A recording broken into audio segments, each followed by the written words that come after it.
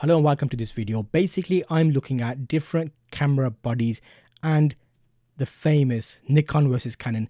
Is the 3500 Nikon better than the Rebel T7, which is also known as the 2000D? While you're in with the surprise, I am doing a side-by-side comparison just for you right now, and we'll find out once and for all. So here I have the two cameras side by side. First thing that I like to look at is when were they announced. So one was in August 2018, the other one was in February 2018, same year, a couple of months apart. So very good examples of two cameras that are worth looking at. So apart from that, what else shall we look at? They are both compact SLR cameras, single lens reflex, SLR stands for, and they're compact because they're a bit smaller than, say, a camera like this, which is a full frame camera. So you can see this is a full DSLR camera, slightly bigger. Let me bring you up on full screen so you can see that there. That's a lot bigger. But the main thing you want to consider is what will your intended purpose be for the camera. Again, max resolution, they're both very similar. 24 megapixels, similar APS-C cameras, which basically means they're not a full frame camera. They're slightly smaller, which is perfectly fine. CMOS sensors, they're similar processors, similar in most ways. ISO range, there's a slight increase in the Canon EOS Rebel camera, the T7. It goes up to 12,800 ISO, which better performance in low light, versus a Nikon 25,600. Wait, is that right? Okay, that's actually, the Nikon's better. Obviously, that's going to be the enhanced option in there where you can digitally enhance it with a digic processor. White balance presets, 12 versus 6. So it's got a little bit extra there. Custom white balance, both of them offer that. They both offer RAW. You can do JPEG photos and RAW photos. Additional option for quality. Okay, this is a bit nitpicking. I'm purposely looking at every little detail just to see what the main difference is.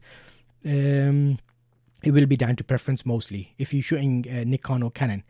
Manual focus, digital zoom, no. Okay. Autofocus assist lamp. It's got a yes in D3500 and a flash in the T7. What that refers to is in the camera, sometimes you can press a button and a little flash pops up. So that makes me think the T7 has one and the D3500 doesn't. It's only got a focus assist lamp, which is slightly different. We can look at that in more detail. Digital zoom, no. Number of focus points, that's a good one to look at. The Nikon has 11, the Canon has 9. So what, 9, 10, 11, 2 extra points on the Nikon. What that basically means is when you're taking a photograph, when you focus on something, you've got allocated points that you can click and focus on. So for example, if I'm sitting here, you could adjust the camera to look over here and focus on my background as opposed to my face or on my sign. So that's what that means. There's 2 more in the Nikon, which is good. But if you're using photo and cameras, you do know you can do focus and refocus and then reposition your camera. So is that a benefit? We'll give it to Nikon. Focal length multiplier, slight difference in crop factors, which is basically how big the photograph is. Not massive thing to worry about if you're new to photography.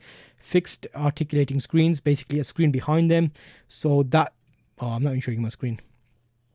That means fixed items of focus. No, what was I talking about? Fixed screens. Apart from that, 30-second, very, very similar. I'm not seeing a massive thing that's a deal breaker there for me. Okay, external, 1/200th. Okay, there. That's one thing to look at. So, frames per second.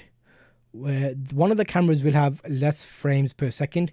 So, for example, the D3500 is 5 frames a second. If you're shooting someone running and you were going taking loads of photos, you'll get 5 photos for every second with the Nikon D3500.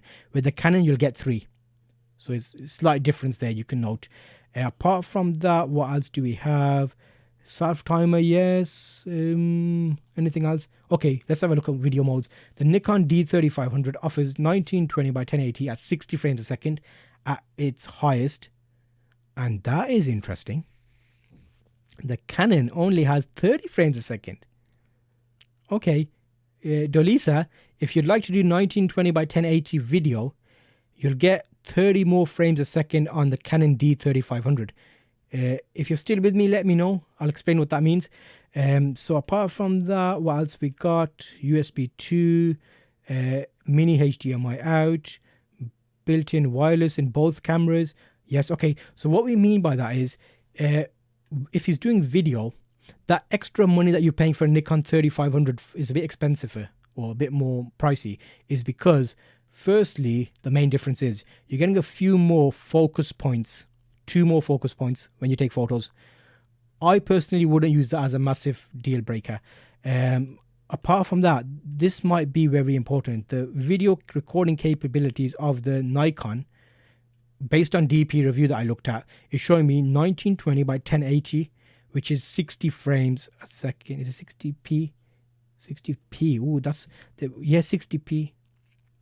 Okay, one second. Let me clear this up. D3500, 1080p, 60 fps. Because I think there's American speech, the way they talk. Sometimes full HD. Okay, 720, 24 to 60 frames a second. Okay, yeah. The Nikon definitely has 60 frames a second, but does the Canon? Because if it's 30 frames a second, what that would mean is, oh, sorry. Let me share my screen. Only screen. Okay. So, side by side. You'll notice here when it says modes. Let me zoom in. That's better. So, modes means the video that it does. So, I've got the first one here as 1920, 1080, 60p. It should say 60 FPS, frames per second, when you're doing video, but it says 60p. So that's what made me question it. But the Canon only does, apparently, 1920 by 1080, 30 frames a second. So if you're doing something like video and you were doing that, 60 frames a second would be more pictures, which would make it a bit sharper, whereas 30 frames a second would show it a bit blurry. That's like kind of trying to explain it in a way that helps you understand it. Let me check if the T7 does have. Let me check. I'm gonna quick Google search and make sure the T7, because that I've never really worried about that, because I don't do really fast video. If I did, I use a different camera. So it depends. T7 1080p 60 fps. Let's see if they have it. Let me just do a quick cough. Sorry.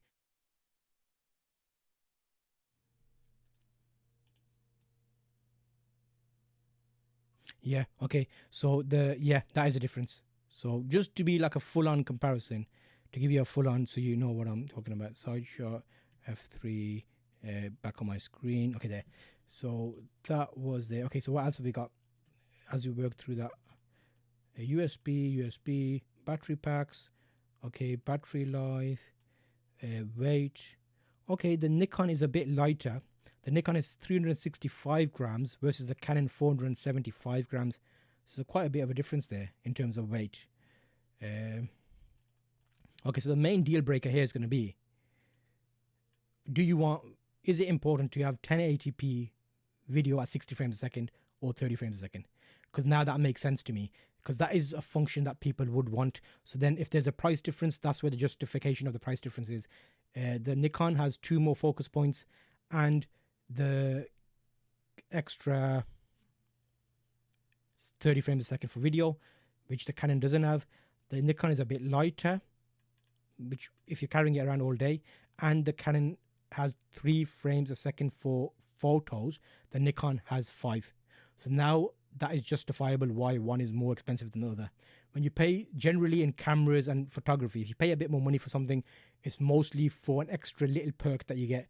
And because there's so many settings on these, I just prefer to check what that setting is, because you can't really remember off the top of your head. If you bought the camera for one purpose, you've not used other functions on it, so it's one of those things. But yes, that was a quick look at the 2 most top DSLR cameras that are currently available for new photographers or videographers. Hopefully that helped you. I'll link you to another video here you can check out, which will give you more information about cameras and what's the best camera to buy.